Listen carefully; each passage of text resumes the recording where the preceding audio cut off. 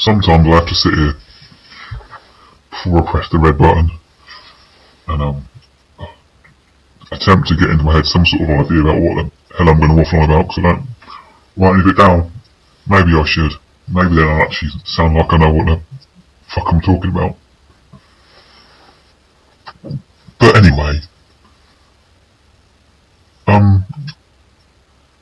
Extinction Rebellion have been in the news this week, or the last 2 weeks I should say, really kind of getting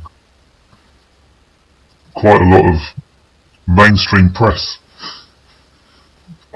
really for the first time on BBC News and so on. For those that don't know, Extinction Rebellion are primarily a UK group, though I think that is spreading, dealing with the whole climate change and the fact, in speech marks, that we have 12 years left to save the world and so on, from climate disaster, ecological collapse, and they have their agenda and the things they were and are and will continue to protest about,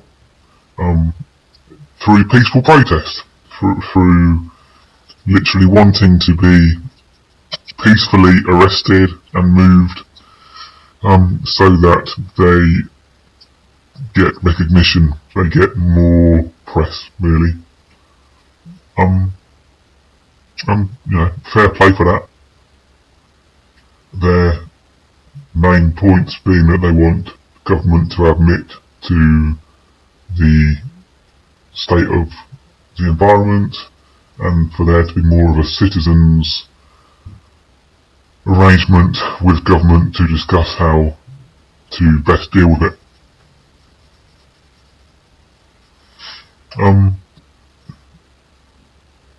Which in its own little way, I'm sure, is all lovely. And like I said, they got the press there. They got the press involved.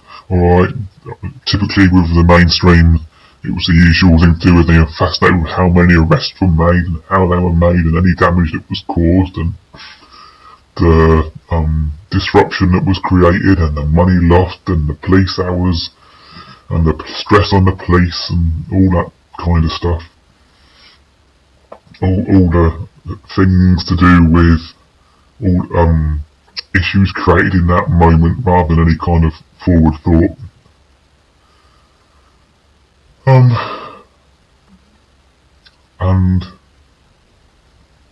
But I've got, I wanted to discuss kind of concerns that come with all of this protest and the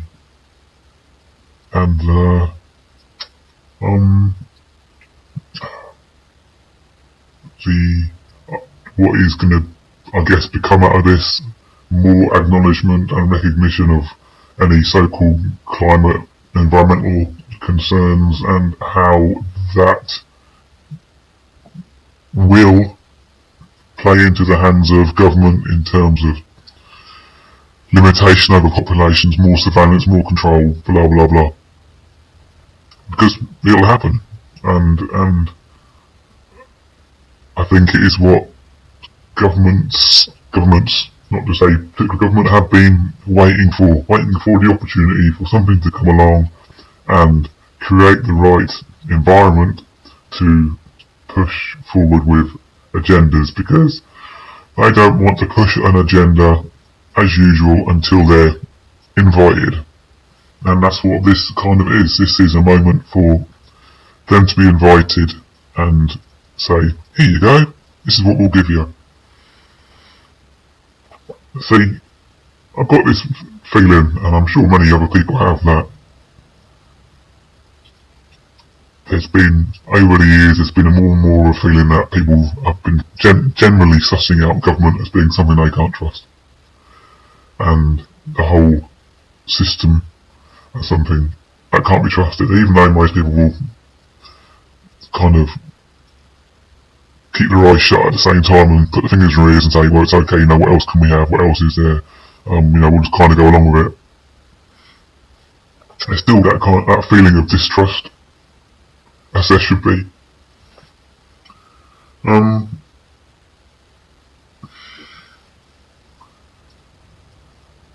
And this again gives governments the chance to get people en masse back on their side.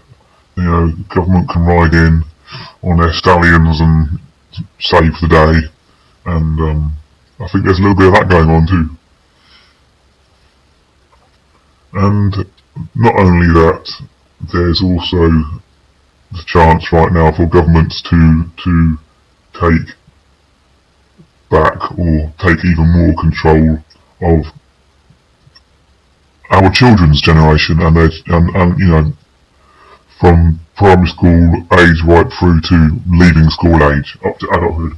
There's that chance at the minute for them to manipulate the next generation onto their side.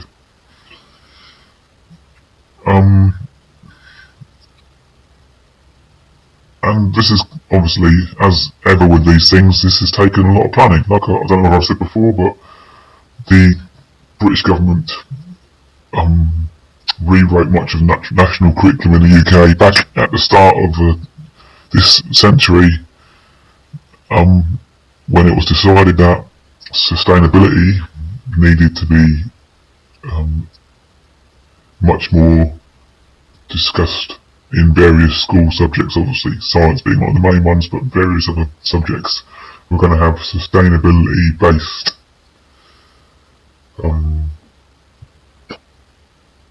curriculum designed around it. And now, nearly 20 years later, at just the right time, when sustainability is one of the main words and one of the main, I guess, a word with many different threads coming off of it. Here comes the initiatives to use that word to save the day. And all those children who have gone through the education system in those last 19 odd years have had their minds subtly influenced through their schooling to have sustainability and its different offshoots the seeds have been sown in their minds so that they're ready for whatever changes are going to come along. And not only that, with the children, there's been this young lady called Greta, I think it's sort of like Thunberg, I can't remember, who's, since I think she was 13 and she's now 16, has been going around protesting and speaking on the youth's behalf. And on the one hand, it all looks great because it looks like she's empowering a generation and all that. But I'm wonder off the top of my head whether she's a bit of a plant and she's been put in that position to do that. I don't know. But anyway, regardless of that, there's just this opportunity now, like I said, for agendas to get rolled out and other issues to get overlooked.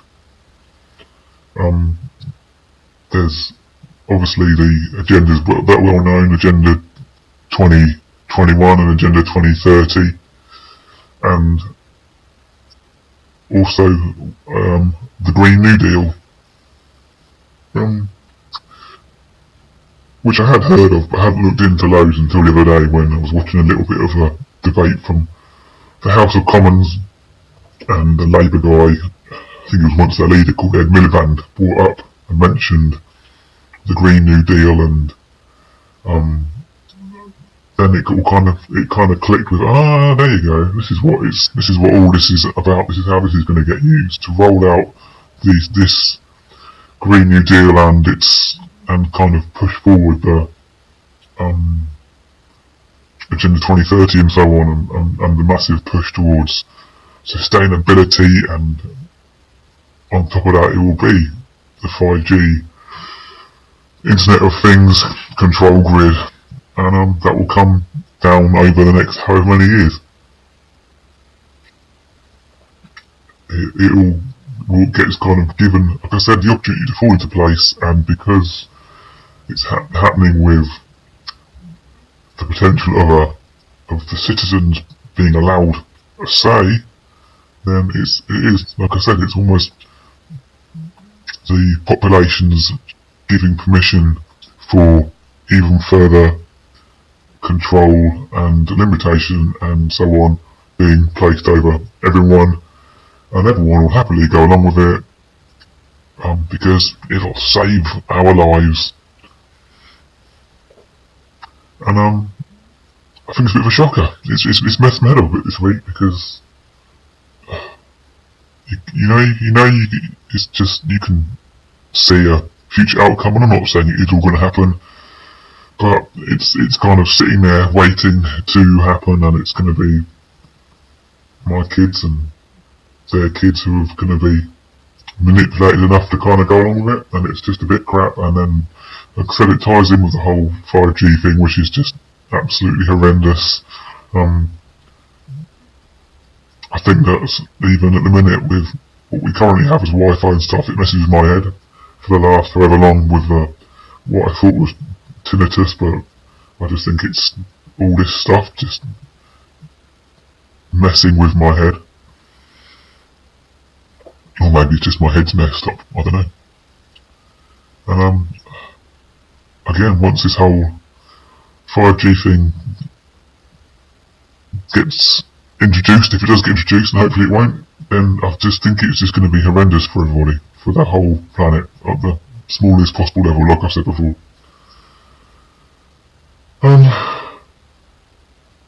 Yeah, it's a funny old situation, because it can now just be so easily manipulated, and you're almost just waiting for that manipulation to really, really start, and to I guess see where it all goes from here, really. Anyway, I just wanted to mention it in conversation and see what anyone else thinks. Anyone else thinks I'm talking out my moose arse, then fair play, that's fine. Yeah, that is what I wanted to say today. Thank you very much.